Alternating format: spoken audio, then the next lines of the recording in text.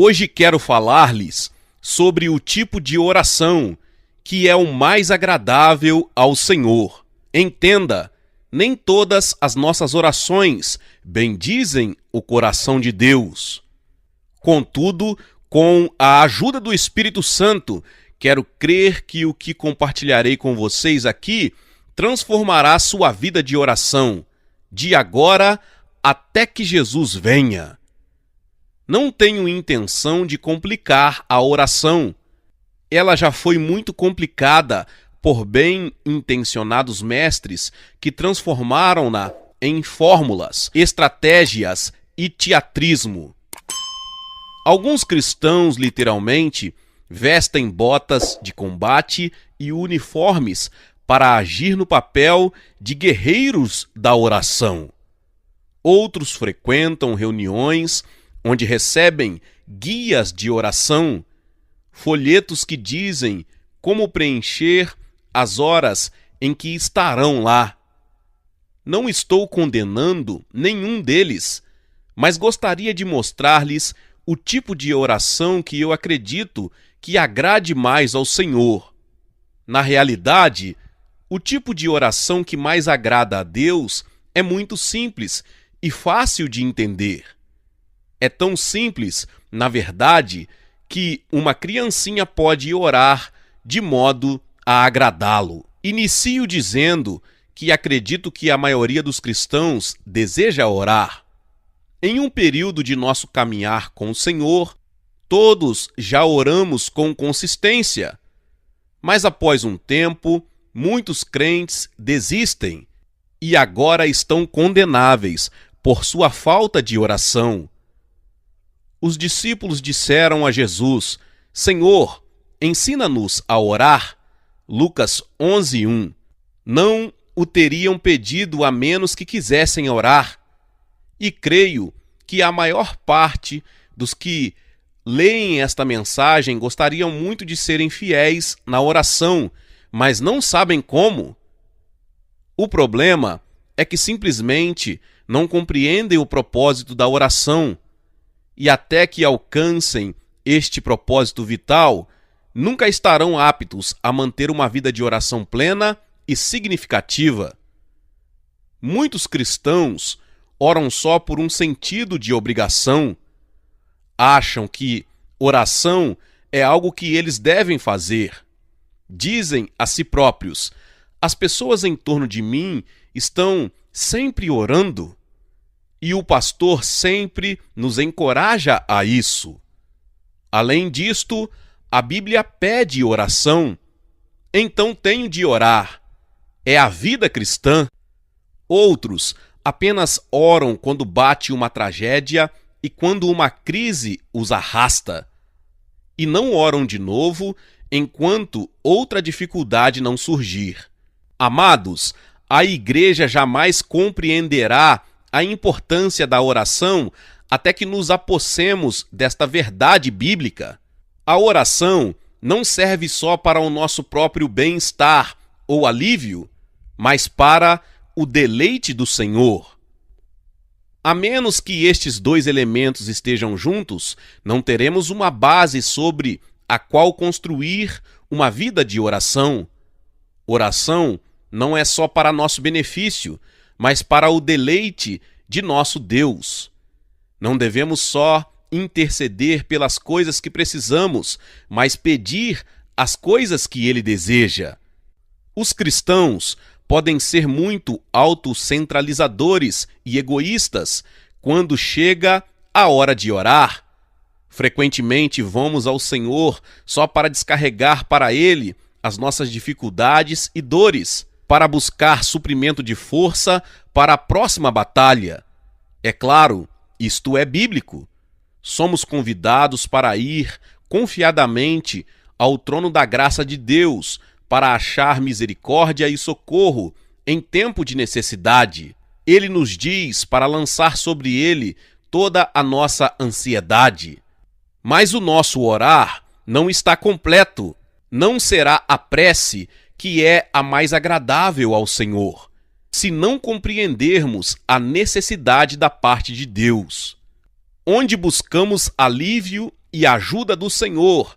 Ele deseja comunhão conosco, intimidade e companheirismo. Nosso primeiro propósito ao orar deve sempre ser a comunhão com o Senhor. Afinal de contas, Ele já fez toda a provisão para as nossas necessidades de cada dia. Não andeis ansiosos pela vossa vida, quanto ao que haveis de comer ou beber, nem pelo vosso corpo, quanto ao que haveis de vestir. Observai as aves no céu, vosso Pai Celeste as sustenta. Porventura, não valeis muito mais do que as aves? Vosso Pai Celeste sabe que necessitais de todas elas. Buscai, pois, em primeiro lugar o seu reino e a sua justiça, e todas essas coisas vos serão acrescentadas. Portanto, não vos inquieteis com o dia de amanhã.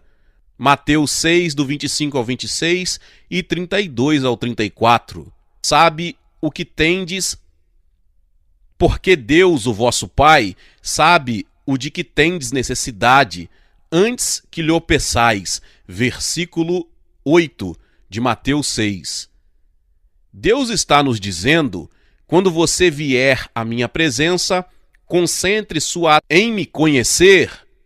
Não se permita concentrar em coisas materiais. Eu conheço as suas necessidades. Você não precisa nem pedir, eu cuidarei de todas elas.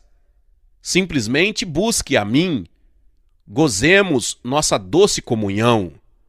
Contudo, quanto do nosso tempo de oração é gasto pedindo a Deus em emprego melhor, uma casa melhor, roupas e outras necessidades? Se a maior parte dos crentes subtraísse tais petições de seus horários de oração, sobraria nada ou quase nada. Talvez orar seja uma carga para você. Você ora mais por obrigação? Orar é algo aborrecido para você? É mais um dever que um prazer? Tão poucos cristãos entram na presença de Deus com deleite, simplesmente pelo prazer da sua companhia. Alguns consideram isto um trabalho, fadiga, esforço.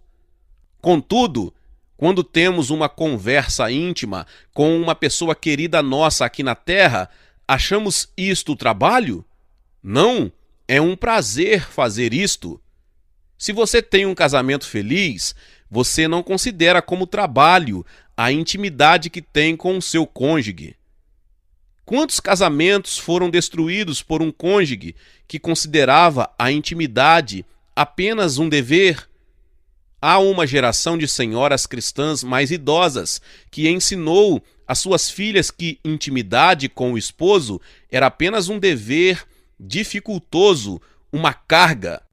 Elas a consideravam um trabalho, uma obrigação, sem nenhum deleite.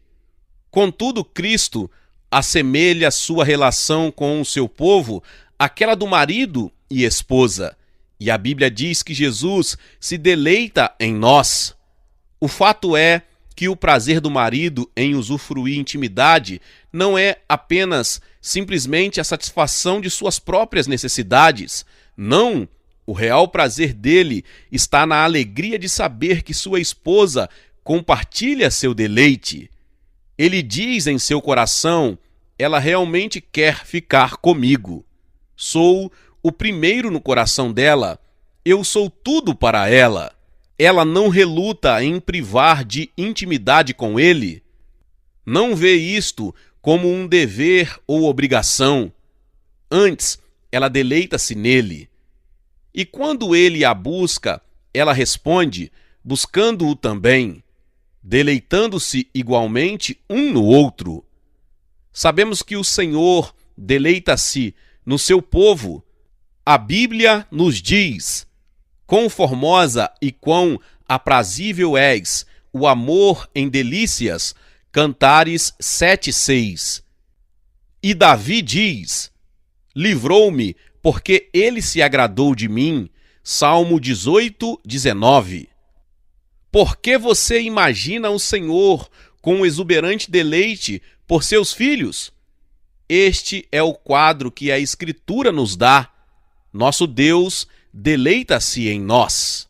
Contudo, será que deleitamo-nos nele? A Bíblia diz que o Senhor deveria ser o nosso deleite. Agrada-te do Senhor, e Ele satisfará os desejos do teu coração. Salmo 37, 4. Qual a macieira entre as árvores? Tal é o meu amado.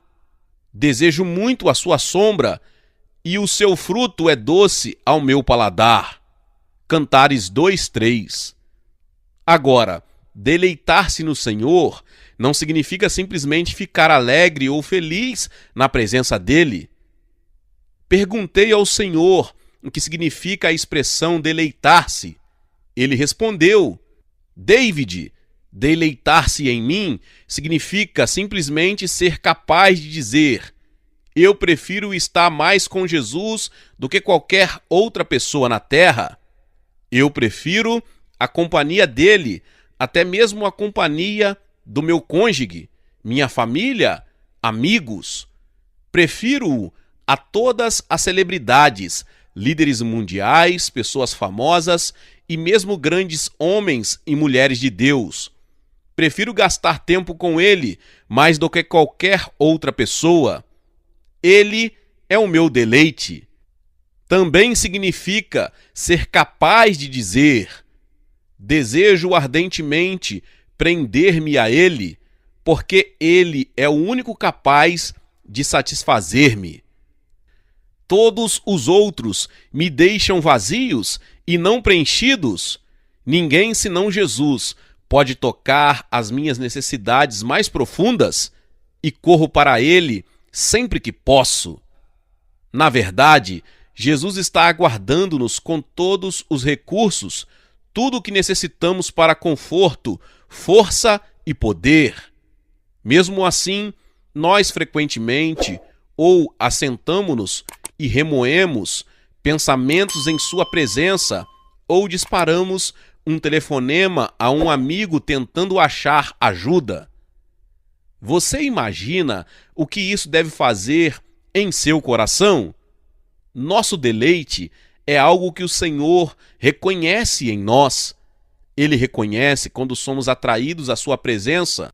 Se verdadeiramente agradarmos-nos dele, então tudo o que atrapalha que venhamos a ele nos incomodará. Tornar-nos-emos solitários, ficaremos com saudades, sabendo que nada mais pode tocar ou preencher aquele ponto profundo em nossos corações.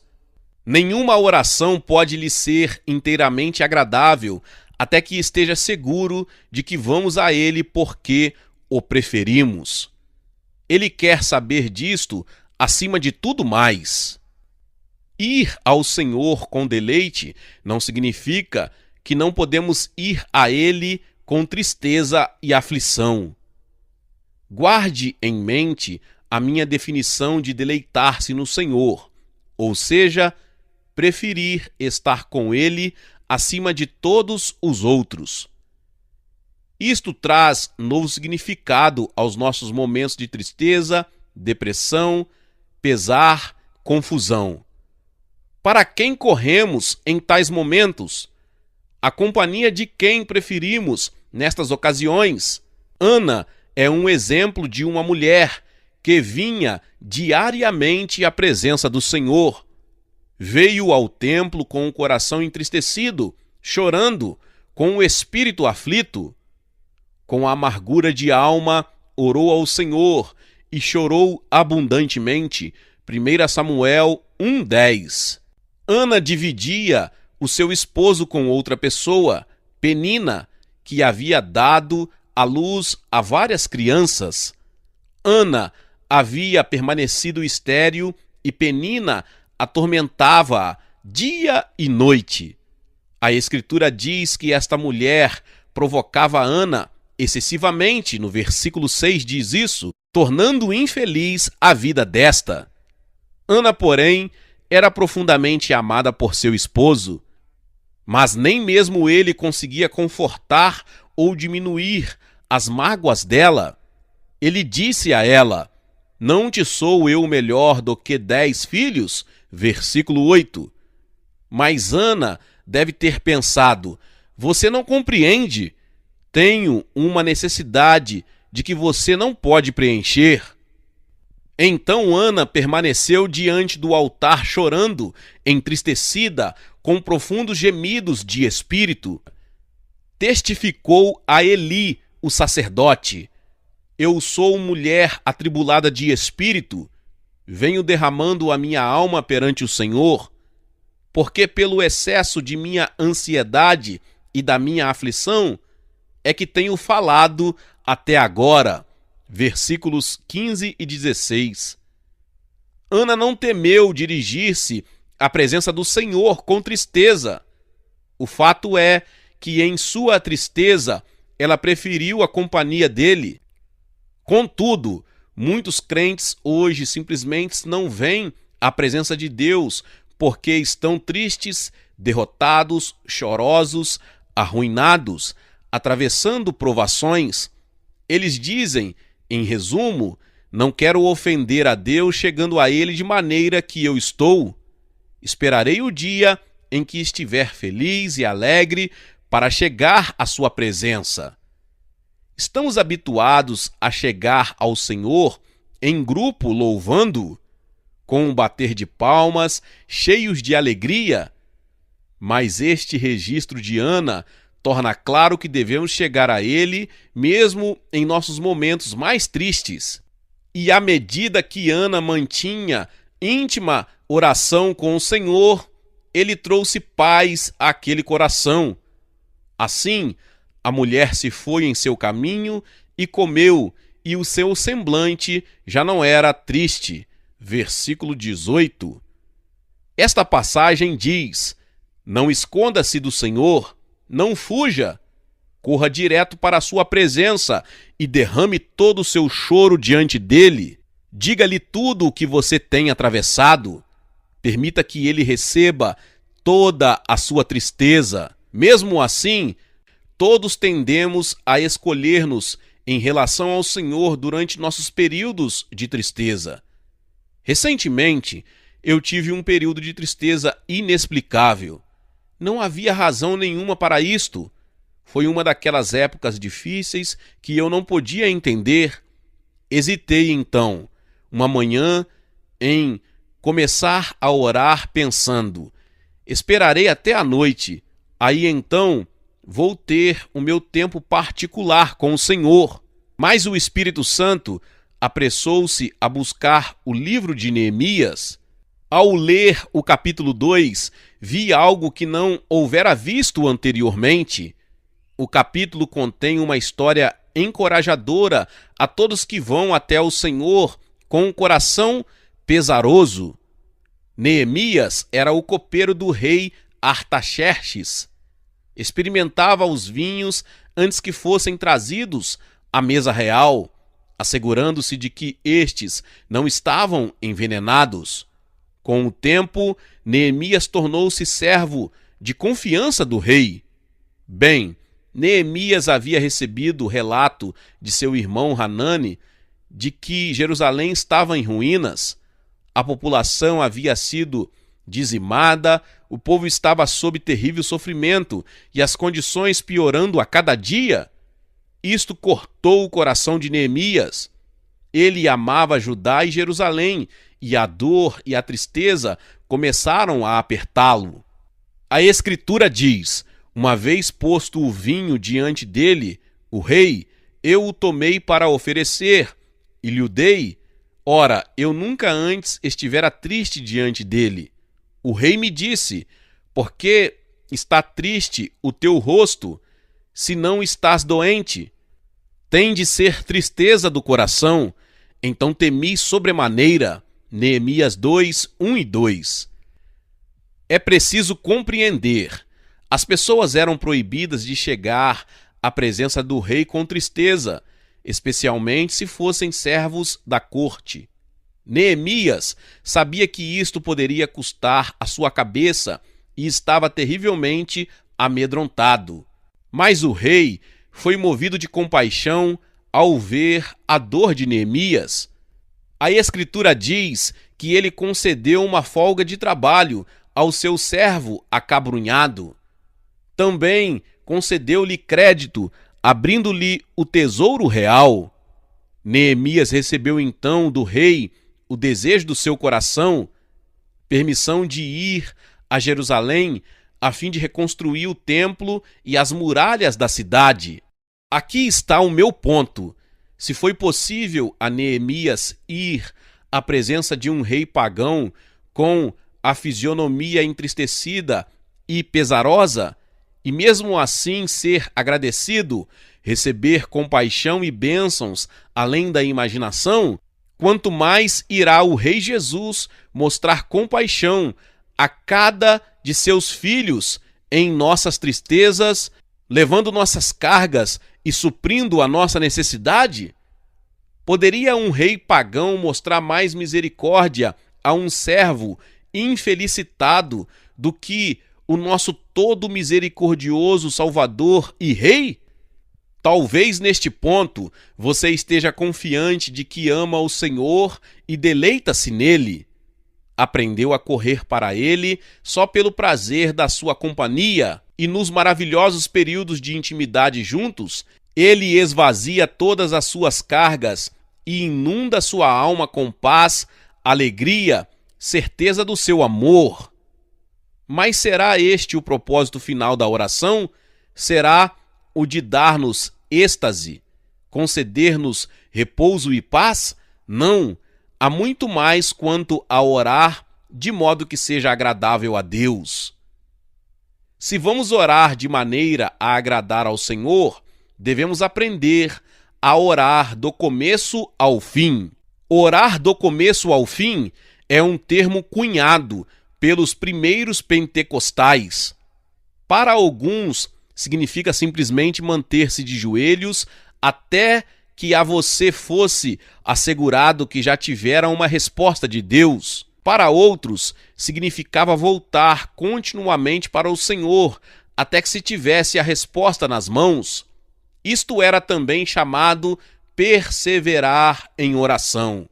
Como menino, naquelas primeiras reuniões de acampamento, ouvia as pessoas testificarem: vou agarrar-me às bordas do altar e não desistirei até que Deus responda. Contudo, eu não acredito seja este o mais verdadeiro significado de orar do começo ao fim. Você pode prender-se ao Senhor no Monte da Transfiguração, deleitando-se em sua presença. Você pode passar horas de qualidade, mesmo dias com Ele, glorificando-o em doce comunhão. Você pode ter todas as suas necessidades preenchidas. Seu coração pode ser totalmente satisfeito. A presença dele pode lhe curar, elevar, dar poder, fortalecer. Mas o que acontece quando você sai daquele santificado lugar de íntima comunhão? Você pode levantar-se de seus joelhos só para voltar à angustiosa situação que não se modificou. Pode ver o diabo esperando por você, pronto para lhe lançar os mesmos problemas e o mesmo vazio.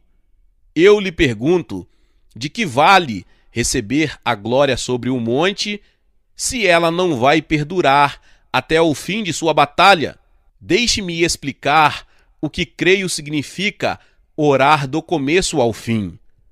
A expressão significa simplesmente isto: a força, o poder e o encorajamento que você recebe do Senhor enquanto preso a Ele necessitam levar a cabo a função através das provações pela frente. A vitória que você recebe em seu quarto, em secreto, necessita lhe dar a vitória no campo de batalha. Pense nisto. Exatamente o que foi que você recebeu em sua hora de oração? Se foi algo que não lhe ajudou na batalha, sua oração foi completa? Entenda, orar do começo ao fim significa aguardar a conclusão de sua oração, isto é, conclusão total. Muitos cristãos vêm apenas orações com respostas pela metade, porque não permitem que aquilo que eles receberam do Senhor em oração leve-os a cabo através do tempo de provação. Em verdade, muitos homens de oração foram desperdiçados, carreiras interrompidas, perdidas, porque não foram conduzidos desta maneira. Quantos de nós fomos em oração ao Senhor, derramando a Ele nossos corações, e após isso, fomos levantados do abismo, nossa alegria foi restaurada, nossa fé foi acrescida? A primeira coisa que Ele nos diz, em nossa hora como Ele é, não tema, eu estou contigo. Ele endireita o nosso espírito, trazendo-nos alívio e paz. E deixa-nos a sua presença, sentindo-nos fortes, prontos para combater o bom combate. Mas o que acontece no dia seguinte, quando surge uma provação? Como você reage quando as suas circunstâncias começam a desabar sobre você?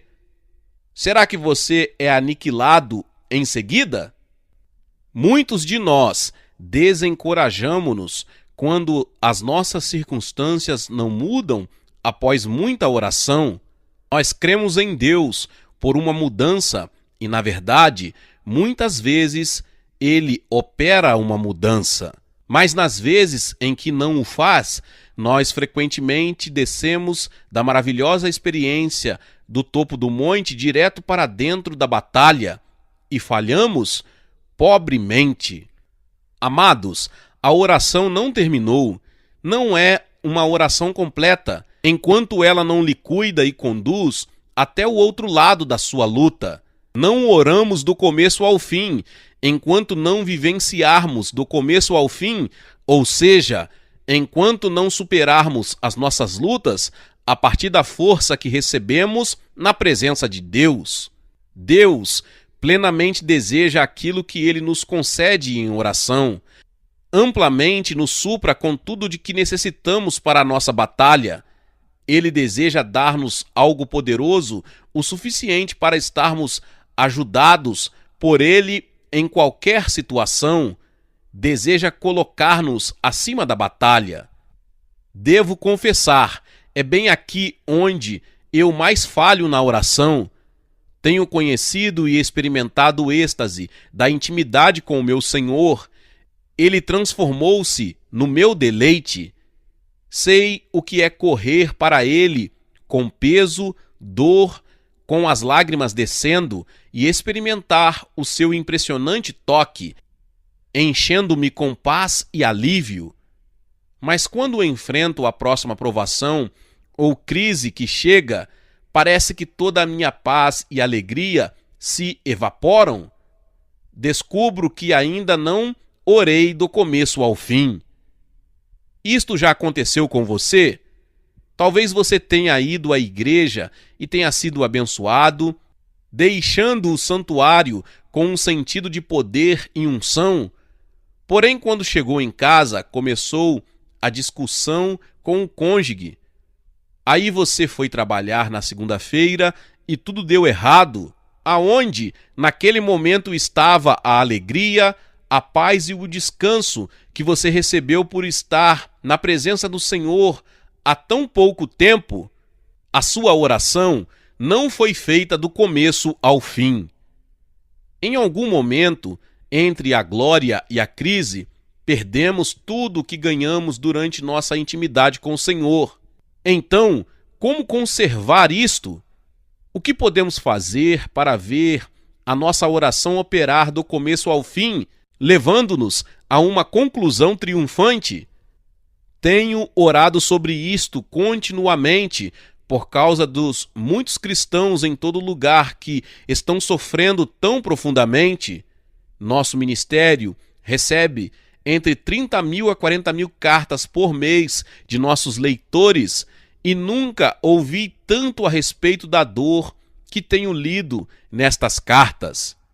Muitos cristãos estão sendo sufocados por uma solidão tão grave que eles mal conseguem se sustentar durante o dia. Outros estão sofrendo através de todos os tipos de problemas conjugais e familiares. Pastores são atingidos pelo sofrimento de todas as pessoas dentro de suas congregações. Ao ler a respeito de tanta aflição, tenho que invocar a Deus. Pai, não devo escrever uma mensagem que aumente o pesar dessas pessoas. Por favor, Senhor, o que devo dizer? A resposta que recebi é a mensagem que lhes escrevo hoje. O Senhor deseja que você receba algo de sua hora íntima com Ele, ter um poder e autoridade que irão lhe carregar através das provações. Ele deseja que você ore de modo completo através destas horas. Mas como, você pergunta, como manter a vitória que recebo na minha hora de oração com Ele? Como levá-la até o outro lado da batalha? Há duas coisas que necessitamos fazer para orar através da provação. O primeiro modo de aprendermos a orar do começo ao fim é pelo ouvir. A maioria dos cristãos não ouvem a Deus, vão a Ele só para falar. Contudo, as Escrituras revelam que qualquer pessoa que foi usada por Deus aprendeu a permanecer em sua presença até ouvi-lo.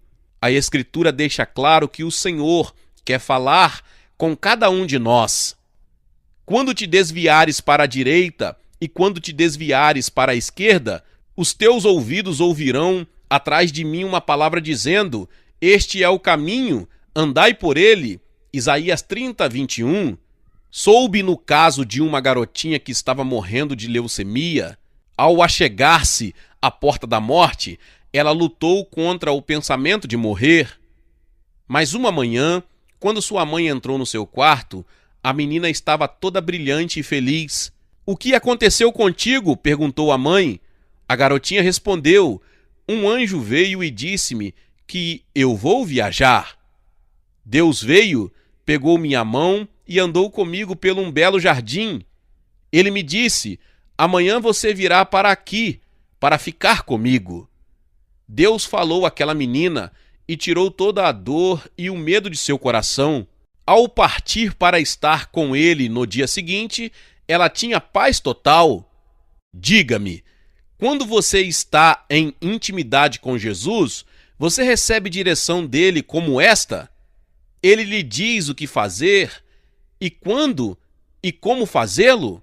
Alguns crentes não creem que Deus faça isto, mas Jesus diz: as minhas ovelhas ouvem a minha voz e elas me seguem. João 10, 27. Não há como atravessar a sua provação a menos que você fique a sós com Jesus e clame: Senhor, és o único sobre a terra que pode me ajudar. Só tu conheces a saída para este sofrimento. Então, vou permanecer aqui até que tu me digas o que devo fazer. Não irei a lugar nenhum até que fales ao meu coração. Este é o tipo de oração do começo ao fim que é agradável a Deus. Significa parar tudo, toda atividade, até que você ouça sua voz. Só então você o ouvirá falando claramente ao seu coração. Você necessita acertar as coisas com tal pessoa, ou você necessita fazer uma restituição ali, ou simplesmente aquiete-se até a semana que vem. Não se apresse, sente-se na minha presença e confie em mim. Ele lhe dará direcionamentos claros.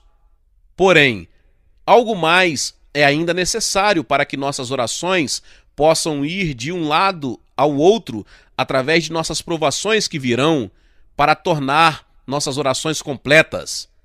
A segunda coisa necessária para orar do começo ao fim é acrescentar à nossa intimidade uma total confiança na palavra de Deus. Cristo é a palavra de Deus, e quando você está preso com Ele em oração, o Espírito Santo sempre lhe guiará a palavra revelada de Deus. Ele edificará sua fé, alimentando-lhe a partir da Bíblia, mesmo quando você está em seu quarto secreto. Somos ordenados, revestivos de toda a armadura de Deus, para poderdes ficar firmes contra as ciladas do diabo. Portanto, tomai toda a armadura de Deus, para que possais resistir no dia mau. Tomai a espada do Espírito, que é a palavra de Deus. Efésios 6, 11, 13 e 17. Frequentemente, ao receber instruções específicas do Senhor, o seu espírito irá sussurrar. Agora busque as páginas D, direcionando a uma passagem da Escritura. A palavra de Deus falará com você diretamente, contando a você como atravessar a sua crise. Bem, agora há muitos cristãos lendo esta mensagem que simplesmente necessitam receber uma palavra do Senhor. Ninguém na terra pode ajudá-los. Há apenas um caminho para que eles possam atravessar suas crises, e esse é o de permanecer na presença de Cristo até que Ele os direcione. Ele precisa dizer-lhes qual o caminho percorrer, o que fazer e quando e como agir. A direção exclusiva da parte dele para com estes não chegará nem um minuto antes ou um minuto depois. Tudo estará dentro do horário do Espírito Santo. Prezado santo, não há necessidade de preocupar-se pela sua dificuldade. Deus é fiel para responder a cada necessidade e solicitação sua. Assim, ao orar agora, simplesmente diga: Senhor, venho agora, não apenas para ter minhas necessidades preenchidas, necessidades estas que o Senhor já previu e está ansioso para cumprir. Não, venho para preencher a sua necessidade. Fomos construídos para a comunhão com Ele, mesmo em nossos momentos mais difíceis. Eu lhe pergunto, você ama estar com Ele? Você o prefere acima de todos os demais? O seu coração brada: Jesus, és o meu tudo, és o maior prazer da minha alma e adoro a tua companhia? Deus, ponha em todos nós um coração que seja facilmente persuadido diante da tua presença. Ajude-nos a orar através de todas as nossas lutas até a conclusão. Ao ouvir de perto o teu Espírito em nossa hora secreta de comunhão contigo e a depositar toda a nossa confiança em tua revelada palavra. Através destes meios, podemos saber que nossas orações são agradáveis a ti. Amém. Glória a Deus, que palavra poderosa. Talvez você ouviu esta palavra poderosa pela primeira vez e ainda não é inscrito aqui no canal. Se inscreva aqui no canal e ative o sininho das notificações. Todos os dias são postados vídeos abençoados aqui no canal para te abençoar. Deixe também o seu like e não se esqueça de compartilhar esta palavra com mais pessoas. Meus irmãos e minhas irmãs, nos vemos nos próximos vídeos. Amém.